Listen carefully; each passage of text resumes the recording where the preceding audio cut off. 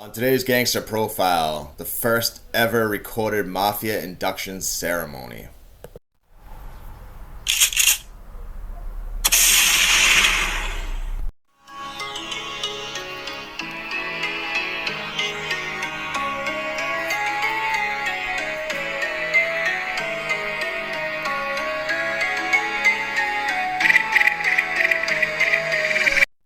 In 1989, to say that the New England Mafia was in turmoil is just a bit of an understatement. Jerry Angiulo and Larry Bayonne were both in prison, and Raymond Patriarca Sr. had passed away from a heart attack. He named his son Raymond Jr. to lead the family after his death. Raymond Sr. ruled his family with an iron fist, and the Patriarca family was one of the best organized, most powerful families in the country. Son or not, Jr. was not the man to run an organized crime family. The Boston guys didn't mind taking orders from Raymond Sr., but they weren't about to kiss his son's ring. J.R. Russo was the most senior mafioso in Boston and a respected killer. For the entire time Raymond Sr. ruled the Borgata, Providence was the capital and Boston was only a satellite. But once Raymond Sr. was gone, the Boston guys were done playing second fiddle. Russo gained infamy in the mob when he killed notorious mob rat Joe Barbosa. Most of the younger, more hardcore Boston Mafia members like Vinny the Animal Ferrara respected Russo. These guys weren't pleased about Junior becoming boss, but when he named his father's confidant, wild guy Bill Grosso of New Haven, Connecticut, as his underboss, instead of Russo, it did not go over well in Boston. Larry Bayonne told Junior to name Russo as consigliere to try to smooth things over. Meanwhile, while this was going on, Cadillac Frank was just getting out of prison after serving 20 years for the car bombing of Joe Barbosa's attorney, John Fitzgerald. Salemi wasn't even a made man in the Patriarca family, but he had aligned himself with them in prison and felt like he took the rap for the family and did the right thing. Now things were owed to him. He aligned himself with Raymond Jr., and almost as soon as he got out of prison, he was out on the streets pressing people and trying to take things for himself. He was claiming Jr., but he was really acting in self-interest. Between Salemi in Boston and Grosso in Connecticut and Western Mass wreaking havoc, other mafiosos weren't having it. The old school Raymond Sr. was a strong leader, and he didn't allow his underlings to run wild. Seeing Jr. as weak and nothing more than a figurehead, Grosso especially felt invincible. He was acting like he was the boss. He was also pushing across the existing boundaries and interfering in business affairs of the New York's 5 families. Everything west of the Connecticut River belonged to New York. Grosso felt so emboldened, he continually tried to strong-arm Genovese members. Bad idea. On June 16, 1989, the Russo faction made their move. Angelo Sonny Mercurio reached out to Frank Salemi and told him that the Russo guys wanted to meet up and discuss the rising tensions in Boston to avoid violence. Frank Salemi showed up to the IHOP on Route 1 in Saugus, about 15 minutes outside of Boston. As he was walking up to the meeting spot, a car pulled up and 2 men opened fire with assault rifles. They were described as Hispanic men wearing camouflage. Enrico Ponzi and Mike Marino, members of the Russo faction, were later charged with the shooting. Salemi was shot in the stomach and knee and ran into a Papagino's in the same plaza as the IHOP. He dove into a booth and pressed napkins on his wound until an ambulance took him to a nearby Lynn hospital for surgery. He ended up surviving the shooting. On the same day, wild guy Bill Grosso's dead body was found floating in the Connecticut River. It was most likely a joint effort between Boston's Russo faction, Grosso's own Connecticut crew, and the Genovese family that he had been beefing with. The symbolism was that he was left on the borderline that he kept encroaching on between New England and New York.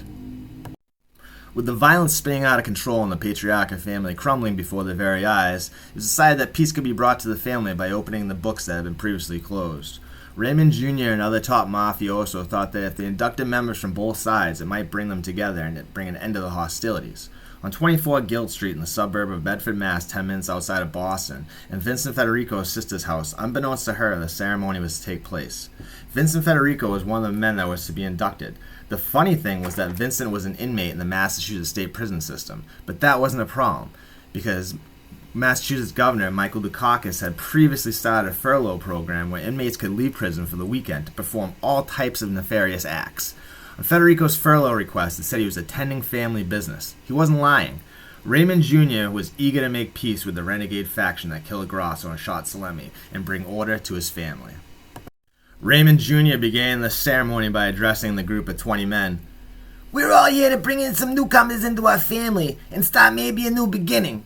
Put all that's gone behind us, and bygones are bygones, and a good future for all of us."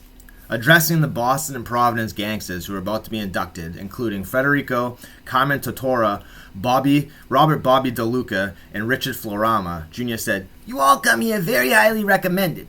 You've all done everything you had to do Stay the way you are. Don't let it go to your head. It's not to be used to make money. It's not an advantage, a ticket to abuse people. It doesn't make you better than other people. The thing is, you have all of us to protect you. If you don't let it go to your head and you don't abuse it, you'll have a happy, happy, happy life. The consigliere J.R. Russo of Boston began his line of questioning. He asked Totora if he had a brother. He answered he had one. If I told you your brother was wrong, he's a rat. He's gonna do one of us harm. You have to kill him. Would you do that for me, Carmen? Russo asked. Yes, Totora answered.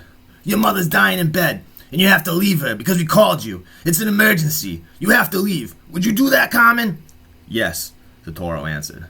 Biagio di Giacomo, a capo born in Sicily, administered the oath in Italian and offered a history of the Mafia to the new inductees.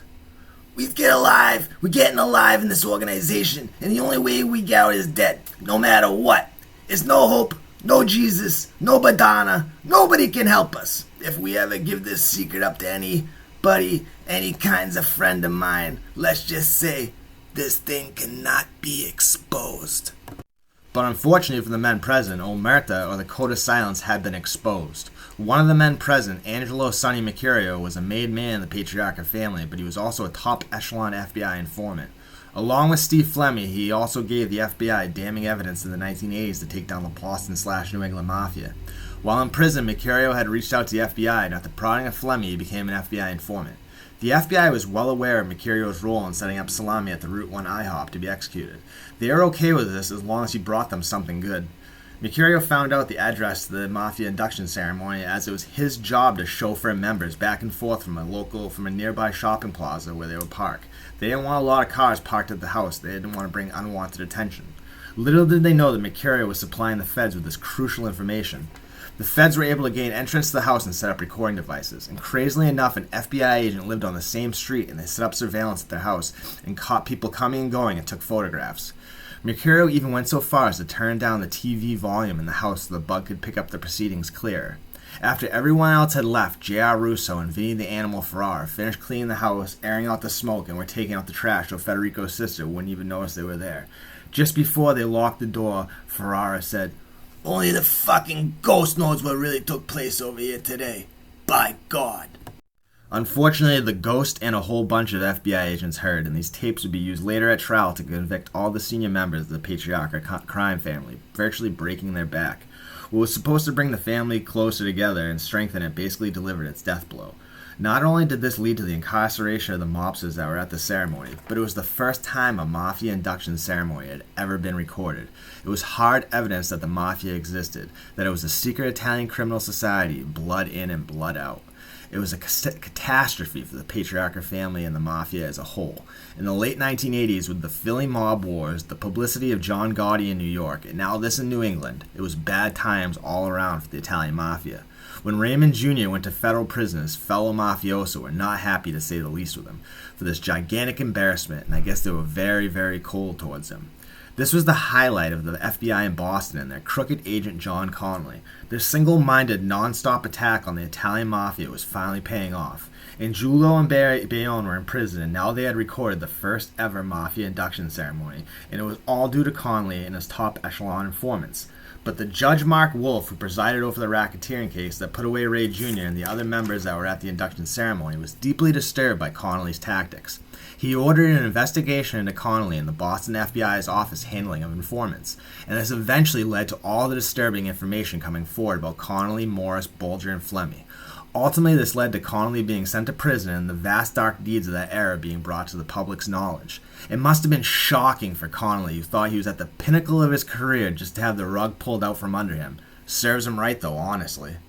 Angelo Sonny Mercurio, for his cooperation with the government and his assistance in recording the first ever Mafia induction ceremony, received a new identity and was relocated in the Witness Protection Program. It was said by relatives that later in life, before he passed away, he admitted he deeply regretted turning on his Mafia brethren. Living alone away from his home, friends, and family was miserable, and he was consumed by guilt for turning on his friends and betraying Omerta. He said he wished he never became a CI, and it was the worst decision he ever made. This was the end of the golden era of the Mafia in New England. There was never any real structure or code after this. It all kind of kept just unraveling throughout the 1990s.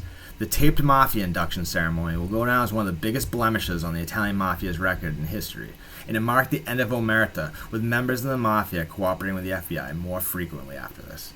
If you like this video, please hit the like button. If you haven't subscribed yet, please do.